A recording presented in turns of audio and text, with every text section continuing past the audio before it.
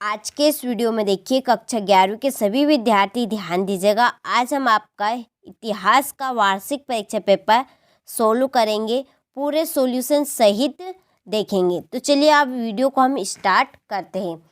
तो देखिए पहला प्रश्न है कि रोमन साम्राज्य की राजकीय भाषा थी, तो राज की भाषा कौन सी थी? रोमन साम्राज्य की, तो लैटिन। दूसरा है पेपाइरस है एक पौधा है ये। तीसरा है चंगेज खां का प्रारंभिक यानी कि जो मूल नाम क्या था? उनका मूल नाम था तेनुजीन। चौथा है कैथेड नगर किस देश में है? तो कैथेड जो नगर है वहाँ कौन से देश में है? तो वहाँ है फ्रांस में। पांचवा है सूक्ष्मदर्शी का आविष्कार किसने किया था? किसने किया था सूक्ष्मदर्शी का आविष्कार? रोजर बेकन ने। छठा देखिए नानकिंग की संधि कब हुई थी? तो यह हुई थी 1842 ईस्वी में। तो आप यहाँ से अच्छे से इनका स्क्रीनशॉट लीजिए और आप इनको अच्छे से कंप्लीट कीजिए। चलिए अब हम देखते हैं क्वेश्चन नंबर 2, रिक्त स्थानों की पूर्ति कीजिए। ओल्ड टेस्टामेंट डेडेस पुस्तक का भाग है। कौन सी पुस्तक का भाग है ये? बाइबिल। दूसरा देखिए रोम आधुनिक डेडेस में स्थित है। किसमें? इटली। तीसरा है मंगोल यवारी समाज से संबंधित थे। सर्फ। चौथा है सामंती व्यवस्था में सर्वाधिक शोषित वर्ग डेडेस का था। किसका? कृषकों का। पांचवा है दी लास्ट जजमेंट का चित्र के चित्रकार है कौन? माइकल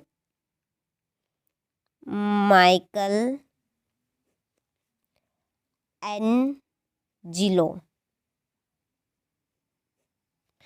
इसके बाद में देखिए छठा शोकुन चीन का शासक था 1808 ईस्वी में।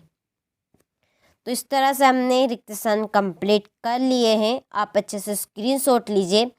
चलिए अब हम देखते हैं क्वेश्चन नंबर 3, जो कि सही जोड़ी है। देखिए आधी जोड़ी उधर है और आधी जोड़ी इधर है, तो इसलिए मैंने यहाँ पर नंबर डाल दिए हैं। आप अच्छे से स्क्रीनशॉट लीजिए और अच्छे से इनको कंप्लीट कीजिए। चलिए इधर से आप इनका और स्क्रीनशॉट लीजिए और क्वेश्चन नंबर हम अब 4 देखते हैं। एक वाक्य में उत्तर दीजिए। नंबर 1, मेसोपोटामिया में हैंगिंग गार्डन किस शासक ने स्थापित कराया था? नेबूचारेजार ने। दूसरा देखिए पुरातन काल में रोम में लेखन सामग्री किससे तैयारी की जाती थी?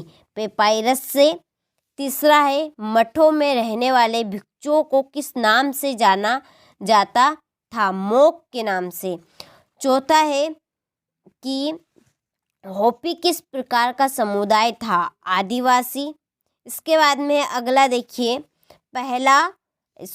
अफीम युद्ध का संबंध किस देश से है? चीन से। पहला अफीम युद्ध कब हुआ? 1840 ईस्वी में।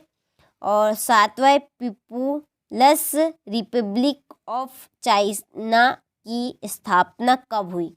1949 ईस्वी में। आप यहाँ से अच्छे से स्क्रीनशॉट लीजिए और आप इन प्रश्नों को अच्छे से कंप्लीट कीजिए। चलिए अब हम देखते हैं क्वेश्चन नंबर 5, सत्य और असत्य।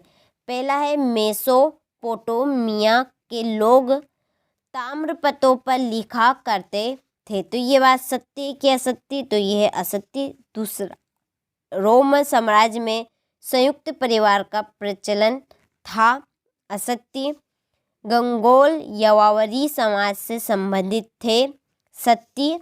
चर्च द्वारा किसानों से लिया जाने वाला कर टीत कहलाता था। सत्य। मध्यकालीन व्यवस्था भूमि पर आधारित थी। सत्य। और छठा भी सकती है। तो आप यहाँ से अच्छे से स्क्रीनशॉट लीजिए और आप इनको अच्छे से कंप्लीट कीजिए। चलिए अब हम देखते हैं क्वेश्चन नंबर 6। मेसोपोटामिया सभ्यता की 2 प्रमुख विशेषताएं लिखिए। मेसोपोटामिया सभ्यता के लेखन कला के विकास के बारे में आप क्या जानते हैं, संक्षेप में लिखिए।